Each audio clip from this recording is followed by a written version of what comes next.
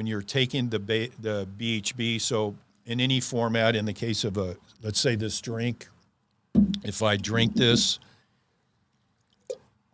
the BHB that's in this, which happens to be 5 grams, that goes right into my blood immediately. Once it hits the blood, it's now going right to my brain. Yeah. So I can drink something like this drink, maybe have 3 sips, and I'm going, whoa, I feel that. Different than caffeine. BHB, again, is pure ATP, where caffeine is a nootropic. It's a stimulant. Yep. So when you see energy drinks today that say when there is sugar in that is an energy drink, because sugar is, although unhealthy, is generating energy. When you take the sugar out, and most of the big drinks today, without naming names, they do have versions with no sugar in it. They put caffeine in it. Legally, that's really not an energy drink anymore. That's a stimulant drink. Yep. Because there's nothing in there that's generating and that's energy. why people are getting the jitters and everything else from it. But it's a stimulant drink. All it's doing is, as you get tired, that's called adenosine. And what happens when you take caffeine is, picture a door. A door goes down, and adenosine can't get into the brain.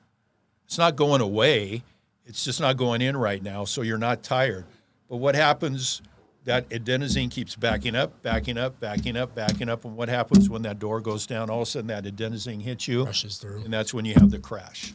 Yeah, no, that makes sense. So what we have done in this particular product is, not ours, but a brand, is they created a drink that has no sugar and no caffeine in it. Mm-hmm. The most important thing that's in it is beta-hydroxybutyrate, but people don't know that. All they know is, wow, no caffeine, no sugar. They take it and they feel like they never feel. But you feel that way every single day, as opposed to when you're taking caffeine. In my days of caffeine, I would drink 1 cup of coffee and go, wow. 2 weeks later, I need 2. Right. A month later, I need 3 or 4. Finally, it just doesn't even work anymore. Just drinking it all day. So I go to, and I still do this every once in a while. Again, I get up so damn early, and I might stop by. Bonnie and I did a 7-Eleven today, and I saw a guy that had like 4 monsters. These are construction workers, and you literally see these guys and gals leaving with 4 to maybe 7 monsters that they're literally putting in their body every day. And each one of those will have, on a minimum, 200 milligrams of caffeine to as much as 400. Yeah. Right? And think of the amount of caffeine that they're putting in their body every day. Oh, I can think. And caffeine's not bad if you keep it in that 200 to 300 milligram range, maybe 400. No one will argue with me on that. And I'm not sitting here going, caffeine can be good for you in that range. The problem is we're taking way more than that.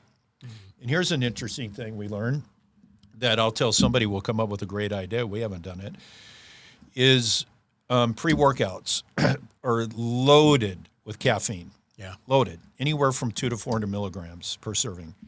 And 35% of people work out from 5 p.m. to midnight. Worst time to be taking caffeine, because caffeine has like a 7-hour half-life, meaning if you take 300 milligrams at 7 hours later, midnight, you have half that caffeine still in your body. So people that are going and waking up in the morning going, God, I feel like crap. Man, it was because I worked out. No, it's because of the caffeine you took. So someone's going to invent a really cool pre-workout with no caffeine and BHB in it and kill it, because people are going to realize, damn, I can't be taking a pre-workout with this amount of caffeine in it, from 5 or after. Right.